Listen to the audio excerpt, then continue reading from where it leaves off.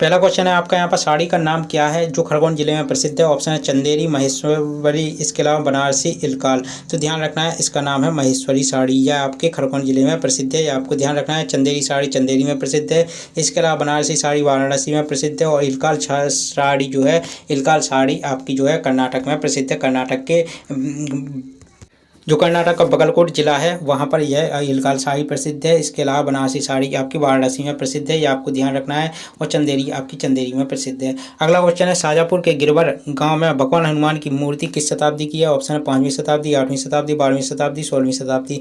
तो यह है आपकी किस शताब्दी की, 5वीं शताब्दी की। यह आपको ध्यान रखना है कि शाजापुर की स्थापना शाहजहां ने करवाई थी, यह भी आपको ध्यान रखना है। इसके अलावा भारतीय रेलवे ने बंसल ग्रुप को मध्य प्रदेश के किस रेलवे स्टेशन का प्रबंधन करने का ठेका दिया है। तो ऑप्शन है नेपानगर, सतना, हबीबगंज, रतलाम।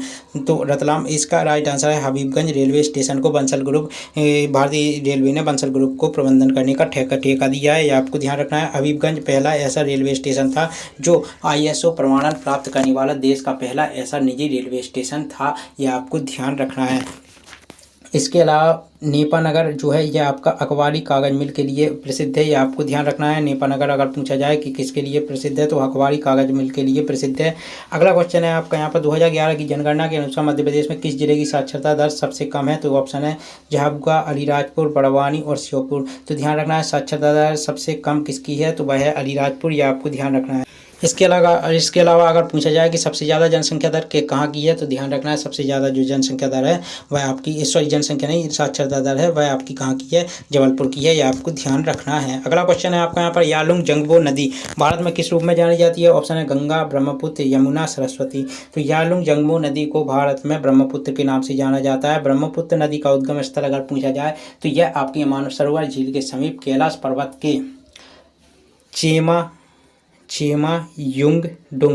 चेमायुंगडुंग नामक ग्लेशियर से निकलती है, यह आपको ध्यान रखना है। ब्रह्मपुत्र नदी को बांग्लादेश में जमुना के नाम से जाना जाता है, और गंगा नदी को बांग्लादेश में पद्मा के नाम से जाना जाता है। कालिंदी नदी आपका यमुना नदी का दूसरा नाम है, कालिंदी नदी। सरस्वती आपके वैदिक साहित्य की बहुत ही इंपॉर्टेंट नदी थी, और आपको यहाँ पर बता दें इसका उल्लेख ऋग्वेद में भी, सरस्वती नदी का उल्लेख ऋग्वेद में भी है। इसके अलावा आर्यों की पवित्र नदी है, इसका उल्लेख ऋग्वेद में भी है और आर्यों की पवित्र नदी है, यह आपको ध्यान रखना है। अगला क्वेश्चन है आपका यहाँ पर एक चीज़ और ध्यान रखिए कि जो ब्रह्मपुत्र नदी है इसको लाल नदी के नाम से भी जाना जाता है। एक और क्वेश्चन आता है कि लोहित किसकी सहायक नदी है। तो लोहित नदी जो है वह आपकी ब्रह्मपुत्र की सहायक नदी है, यह भी आपका कई बार क्वेश्चन पूछा जाता है। अगला क्वेश्चन है आपका यहाँ पर प्रथम भारतीय प्रौद्योगिकी संस्थान यानी पहले IIT का नाम बताइए जिसका औपचारिक उद्घाटन 1951 में हुआ था। तो ऑप्शन है IIT Kanpur, IIT Madras, IIT Delhi, IIT Kharagpur. तो 1951 में IIT खड़गपुर का उद्घाटन हुआ था। IIT खड़गपुर आपका पंजाब स्टेट में है, आपका पश्चिम बंगाल स्टेट में है। इसके अलावा आपको बता दें जो IIT कानपुर और IIT मद्रास है इसकी स्थापना 1959 में हुई थी। IIT दिल्ली की स्थापना 1961 में हुई थी, यह आपको ध्यान रखना है। अगला क्वेश्चन है आपका यहाँ पर किस भारतीय मुख्य यह आपका अगला क्वेश्चन संविधान सभा की पहली बार बैठक कब हुई थी। तो यहाँ पर ऑप्शन है 14 अगस्त 1947, 9 दिसंबर 1946, 3 जून 1947, 15 नवंबर 1948। तो संविधान सभा की पहली बैठक आपकी 9 दिसंबर 1946 को हुई थी, और आपको ध्यान रखना है इसके पहले अस्थायी अध्यक्ष कौन थे, वह थे आपके सच्चिदानंद सिन्हा। और 11 दिसंबर 1946 को जो बैठक हुई थी उसमें स्थायी सदस्य अध्यक्ष जो है वह राजेंद्र प्रसाद चुने गए थे, यह आपको ध्यान रखना है। यह भी क्वेश्चन आपका कई बार पूछा जाता है। विश्व जनसंख्या दिवस प्रत्येक वर्ष किस दिन को मनाया जाता है। तो यहाँ पर ऑप्शन है 11 जुलाई, 20 जुलाई, 25 जुलाई, 5 जुलाई। तो विश्व जनसंख्या दिवस आपका 11 जुलाई को मनाया जाता है, यह आपको ध्यान रखना है।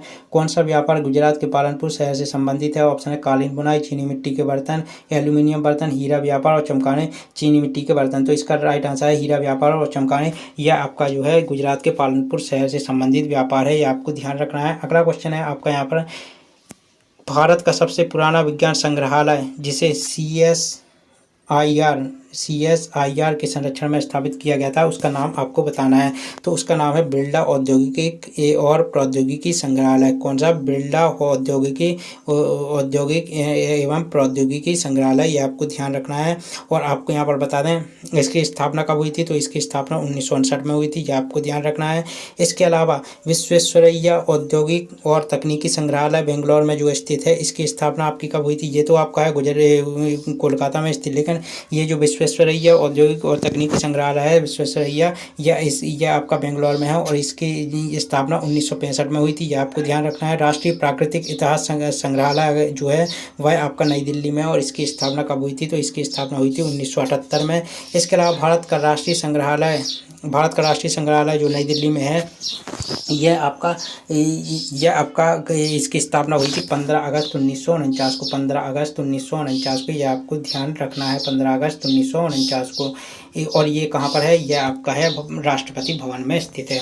अगला क्वेश्चन है आपका यहाँ पर उड़ीसा के अभ्यारण्य का नाम बताइए जिसमें लगभग 900 वर्ग किलोमीटर में जल फैला हुआ है और जो प्रवासी पक्षियों की विभिन्न प्रजातियों के लिए प्रसिद्ध है। ऑप्शन है केवलादेव घाना नेशनल पार्क, चिल्का झील अभ्यारण्य, बालूखंड कोणार्क वन्यजीव अभ्यारण्य, वेसिपल्ली अभ्यारण्य। तो इसका राइट आंसर आपका जो है केवलादेव घाना जो आपका नेशनल पार्क है, यह आपका कहाँ है? यह आपका राजस्थान में स्थित है।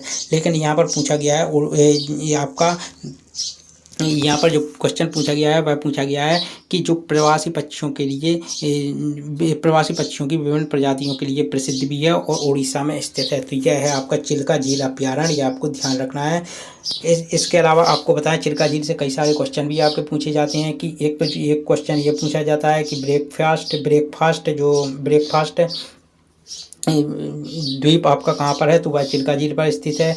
हनीमून द्वीप आपका कहाँ पर है? वह भी आपका चिल्का झील पर स्थित है। इसके अलावा चिल्का झील के बारे में पूछा जाता है कि भारत की सबसे बड़ी खारे पानी की झील कौन सी है? तो वह है चिल्का झील। सबसे बड़ा लेगून, तो वह है चिल्का झील। इसके अलावा आपको यहाँ पर बता दें जो चिल्का झील है यह आपके किसके मुहाने पर स्थित है? तो यह महानदी के मुहाने पर स्थित है, यह आपको ध्यान रखना है, यह भी क्वेश्चन पूछा जाता है। इसके अलावा आपको बताएं चिल्का झील को WTO यानी विश्व पर्यटन संगठन के द्वारा WTO के द्वारा क्या घोषित किया गया था? तो चिल्का झील को WTO के द्वारा आपका घोषित किया गया था। क्या इसके चिल्का झील को क्या नाम रखा गया था? WTO के द्वारा चिल्का झील का एक और नाम रखा गया था और उसका नाम क्या है? तो उसका नाम है आपका डेस्टिनेशन फ्लाईवेज या WTO के द्वारा चिल्का झील का नाम रखा गया था, यह आपको ध्यान रखना है। इसके अलावा आपको बताएं बालूखंड कोणार्क जो आपका अभ्यारण्य है यह आपका उड़ीसा में है। बेसिपल्ली अभ्यारण्य जो है वह भी आपका उड़ीसा में है, यह आपको ध्यान रखना है। 1968 में हरगोविंद खुराना को नोबेल पुरस्कार किस क्षेत्र में दिया गया था? यह भारत से बिलोंग करते थे, तो ध्यान रखना है इनको जो नोबेल पुरस्कार दिया गया था वह दिया गया था